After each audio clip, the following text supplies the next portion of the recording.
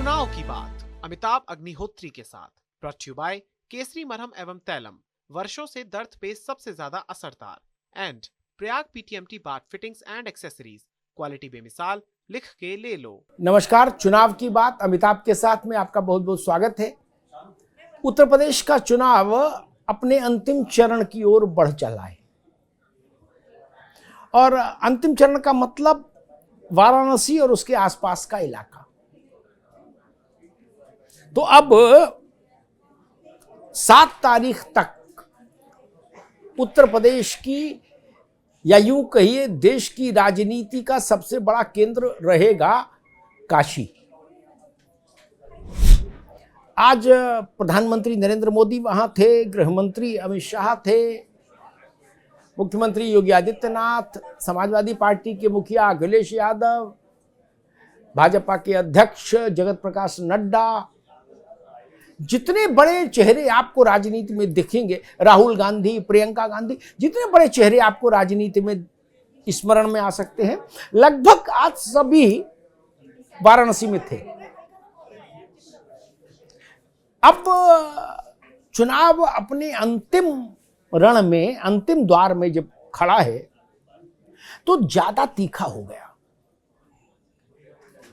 आज अखिलेश यादव ने बनारस में कहा कि भाजपा के वोट सांड चर गया और गौ माता को भूखा रखा गौशालाओं में सरकार ने, इसलिए गौ माता ने भी श्राप दे दिया। उन्होंने कहा कि हम लोग गंगा जल हाथ में लेके सच बोलने की शपथ लेते हैं और भाजपा वाले गंगा में नहा के झूठ बोलने की शपथ लेते हैं। अखिलेश यादव को 2 मोर्चों पर भाजपा की ओर से 2 सबसे बड़े चेहरों ने जवाब दिया। प्रधानमंत्री नरेंद्र मोदी ने आज एक बड़ा मेगा रोड शो किया बनारस में और उससे पहले एक सभा में उन्होंने कहा कि समाजवादी पार्टी का मतलब घोर परिवारवादी, घोर जातिवादी पार्टी। वो सिर्फ सत्ता इसलिए चाहते हैं ताकि अपने परिवार के लिए उत्तर प्रदेश को लूट सके। सीधा आरोप, बहुत तीखा आरोप। दूसरे छोर से मोर्चा अमित शाह ने संभाला। अमित शाह ने कहा कि अखिलेश यादव के पास जो चश्मा है उसके एक शीशे में एक जात दिखती है और फिर उन्होंने कहा जिसमें हम और आप मतलब जनता नहीं आते, और दूसरे शीशे में एक मजहब दिखता है जिसमें हम और आप नहीं आते। उनका भी इशारा साफ था, हमला M22 मुस्लिम यादव। तो यहां तक पहुंच गई लड़ाई आखिरी दौर में। लेकिन एक शेड और रहा। आपने देखा होगा फ्री राशन को लेकर पूरे चुनाव के 60 दिन के प्रचार युद्ध में फ्री राशन एक बड़ा मुद्दा रहा। भाजपा ने इसको खूब बुनाया भी, फ्री वैक्सीन और फ्री राशन।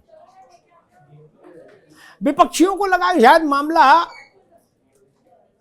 ये भाजपा के लिए एक तुरुप के पत्ते का काम कर रहा है।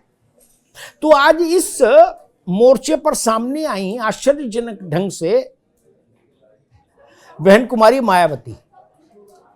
मायावती जी ने कहा कि वैक्सीन और राशन पर भारतीय जनता पार्टी ऐसा प्रचार कर रही है कि जिससे उसने अपनी जेब से खर्च करके ये चीजें जनता को दी। मायावती ने कहा ये पैसा जनता का था और जनता के काम आया, इसमें भाजपा का क्या लेना देना। स्वाभाविक है, बसपा सुप्रीमो ने जो जहां पर हिट करने की कोशिश की उसके ताप को प्रधानमंत्री ने समझा और पहली बार प्रधानमंत्री नरेंद्र मोदी ने इस मसले पर अपनी चुप्पी तोड़ी। उन्होंने कहा कि जनता ने हमारा नमक नहीं खाया, हमने जनता का नमक खाया है, हमें निभाना है। इससे पहले आपको याद होगा प्रचार में कुछ ऐसे दृश्य भी आए थे चुनाव प्रचार में, जहां ये कहा जा रहा था कि हमारा नमक खाया है तो नमक अदा करो। इटावा में भाजपा की एक महिला विधायक का वीडियो वायरल हुआ था कि भाई नमक हलाली तो करो, नमक खाया है तो। उस मसले पर आज प्रधानमंत्री ने मैं कहूंगा परसेप्शन को सुधारने की कोशिश की, क्षतिपूर्ति करने की कोशिश की कि ये भाव अगर जाएगा जनता में तो शायद जनता के स्वाभिमान को, सम्मान को ठेस पहुंचेगी। और खासतौर पर जब मायावती मैदान में आ गई हो इसी मुद्दे को लेकर, अभी तक छोटे स्तर पर इसको काउंटर किया जा रहा था, लेकिन अब मसला आ गया मायावती के स्तर पर, तो प्रधानमंत्री को जवाब देना बनता था। अब एक बीजेपी के प्रचार में पिछले 24 घंटे में एक उनके तरकश में एक नया तीर आया है। ये बीजेपी के लिए बांचे खिलाने वाला है। दरअसल माफिया डॉन मुख्तार अंसारी का बेटा जो चुनाव लड़ रहा है, उसका एक वीडियो वायरल हुआ, शायद बनारस में कहीं एक मीटिंग में बोलते हुए, जिसमें उसने कहा कि भाई मैं अखिलेश भैया से मिला और मैं उनसे कह के आया कि सरकार बनने के बाद हमारे इलाके में 6 महीने तक ट्रांसफर पोस्टिंग आप मत करना, क्योंकि हम पहले जो अधिकारी यहां रहे हैं उनसे हिसाब किताब बराबर करेंगे, उसके बाद उनके तबादले पर मुहर लगाएंगे। वो बोल रहा है अंसारी, मुख्तार अंसारी का बेटा, तो ताली भी बज रही है उनकी ऑडियंस में। ये जैसे ही वीडियो आया, भारतीय जनता पार्टी के समूचे प्रचार तंत्र को लगा कि आहा अब आया है सही मजेदार वीडियो। मुख्यमंत्री योगी आदित्यनाथ से लेकर भाजपा के तमाम बड़े नेताओं ने इस मसले को सार्वजनिक तौर पर उठाया। भाजपा ने कहा कि ये हाल तो तब है जब सत्ता में आए नहीं, सत्ता में आने के बाद क्या करेंगे। तो भाजपा जो आरोप लगाती है समाजवादी पार्टी पर कि भाई ये आएंगे तो निरंकुशता होगी, लॉलेसनेस फैलेगी, ये अंसारी के बेटे के इस वीडियो ने उस चीज को हवा दे दी। और भारतीय जनता पार्टी ने इस बात की गंभीरता को समझा कि ये मुद्दा असर कर सकता है, तो मुख्यमंत्री ने इसको उठाया। और उसके बाद जब मुख्यमंत्री ने उठाया तो एंटायर रैंक एंड फाइल ने इस मसले को मंच से लेके, गली चौराहे से लेके बनारस मंडल में और सोशल मीडिया तक परचम बना के फहरा दिया। अब समाजवादी पार्टी को यह आकलन करना होगा कि इस तरह के वीडियो से उनको फायदा हुआ या अब चुनाव जिस चरण में है और जिस इलाके में है वहां इससे कुछ गोलबंदी से उनको फायदा होगा, ध्रुवीकरण से उनको फायदा है, या इस तरह के वीडियो समाजवादी पार्टी को नुकसान पहुंचाएंगे, देखना होगा।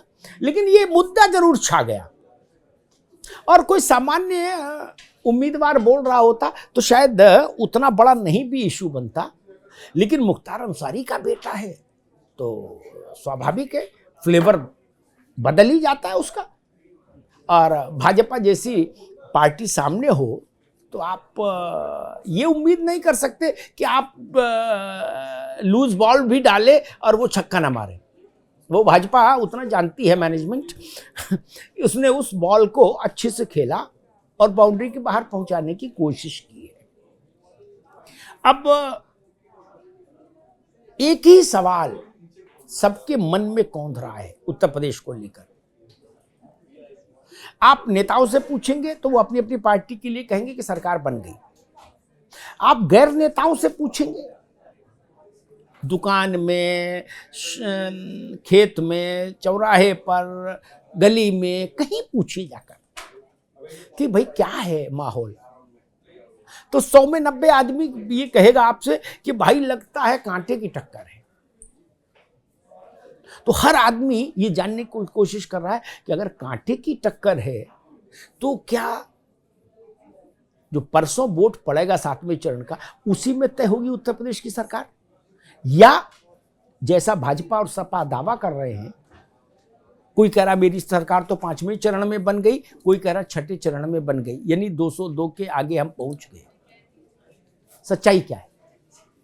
मुझे लगता है इस सवाल के जवाब के लिए 10 मार्च तक इंतजार करना होगा, लेकिन मैं कल फिर मिलूंगा इसी समय इसी मंच पर चुनाव की बात लेकर। धन्यवाद।